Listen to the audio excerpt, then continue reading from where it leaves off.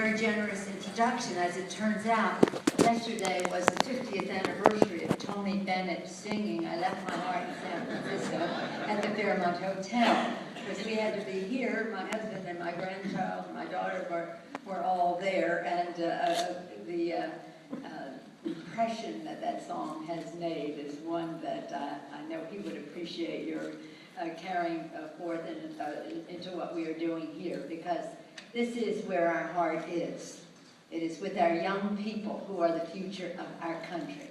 So I thank you, Scott, and I thank Roberto Aranda and Noah Brown for their leadership of the Association of Community Colleges. I'm here to say to you this morning, and you will hear from us, and I associate myself with the remarks of our distinguished Democratic whip, Mr. Hoyer, and what he said about the priority this has and the importance that it is. And I would spend the few minutes that I have just putting it in a little other perspective. First of all, I know it is consistent with what others are saying this morning, that what you do is the most important work for our country and for our young people. The success of our country in terms of its competitiveness, the entrepreneurial spirit that young people gain by going to community college and then going from there, some of them not even so young anymore. It is a remarkable, you are a remarkable bridge, the link, any kind of connection you can name to individual self-fulfillment, international competitiveness for our country, keeping people number one. We are committed, as Mr. Hoyer said, to reigniting the American dream, to building ladders of opportunity for people who want to work hard, play by the rules, take responsibility to succeed. Community colleges are an important rung on that ladder for what they learn when they are in school, but also for the confidence you give people that there is a chance for them, that they can enroll in community college and go on from there. It's important again to, our country's economy.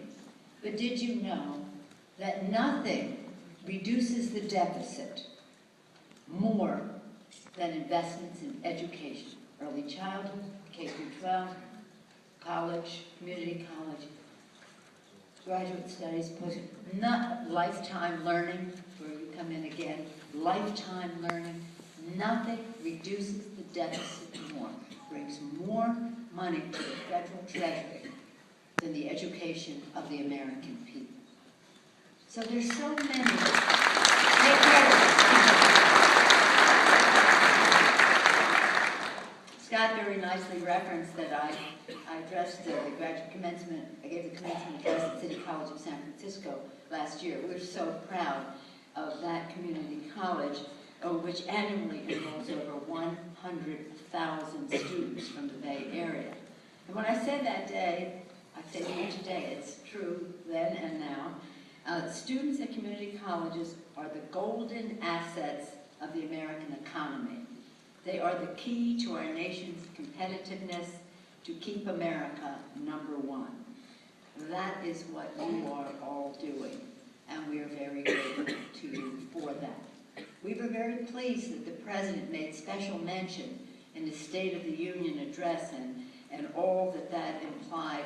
I won't go into his address because I'm sure you all know it very well, but it combined with other initiatives that were historic investments in community college and job training, which we had done before, developed significant business and community college partnerships to build American skills. That's so that, as Mr. Hoyer said, we can make it in America. If we manufacture in America, families can make it in America. This is not to be protectionist. This is to be self-reliant. It is in our national security. It is in our national security interest for us to be able to make what we need to grow and be strong.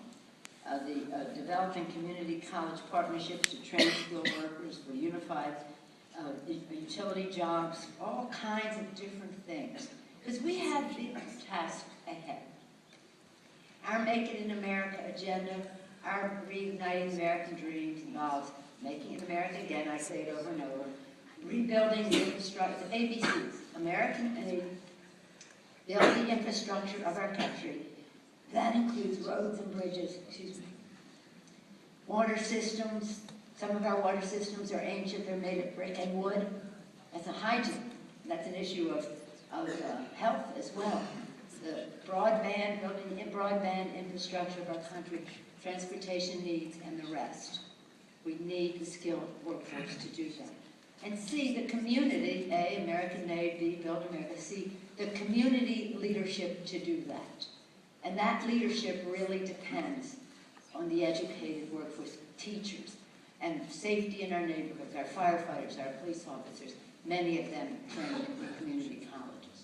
And I thank you also for the reception you give our men and women in uniform. In the military, we say we leave, on the battlefield, we leave no soldier behind, and when they come home, we say we leave no veteran behind. And the incorporation of them into our economic life by way of community colleges is very, very important, so I thank you for that. As you gather here and we'll all be talking to you about the specifics. We're very proud of what we did when the Democrats came into power and did what for them was the biggest higher education bill since the GI Bill. And then after that, as part of the Affordable Care Act on that same end in our higher education piece, the biggest investment in higher education in the history of our country. And it contained important piece of important provisions for Hispanic serving institutions, historical black colleges, and the rest, but it had a very important part in there, again, for community colleges, and we're very proud of that. We want more, don't get me wrong, we want it more, and we will continue to fight for more. But recognizing the role you play, the importance of education, all innovation begins in the classroom. We need skilled workforce, and that comes from our community college. All of that is very, I think, obvious to the American people. This isn't about Democrats or Republicans. There should be no partisanship in any of these issues. This is about common sense coming up from the ground. The American people know this is the right thing to do. So rather than having a debate over green eye shade and bean counting, can we afford to do this and can we cut from here? People always think that you can make some cut someplace. Let's take the debate to that higher ground. Again, the common sense coming up from the ground to a high road of consideration of what our values are as a country and the role that education plays in it and the role that community colleges play in that. Not only education, but competitiveness, creating jobs, good paying jobs for our people, innovation to keep us #1, giving families a sense of community so that they can grow and thrive. Your role is very important, but it fits very comfortably in strengthening a thriving middle class, which is the backbone of our democracy. So as you make sacrifices to participate as you do, you have an opportunity cost of your time. You're all very valued members of the community and you can be involved in many ways. I want you to know that we recognize how important your role is, of course, in education and skilled workforce and all of that, but the contribution that you make to strengthening our country. Central to our democracy is a thriving middle class. Central to our democracy is an educated population. So thank you for performing your patriotic duty and what you do, and again, to keeping our country very, very strong. I was going to talk to you about all the provisions we passed when we had this, that, and the other thing. I referenced them a bit. But the fact is that I feel, when I found out the room we were in, that so many of you were showing up here, I thought we were just going down the hall in my office that some folks had showed up. But you really have arrived in town. I can't stress enough the importance of mobilization, outside mobilization, bringing your case to Washington, D.C., making your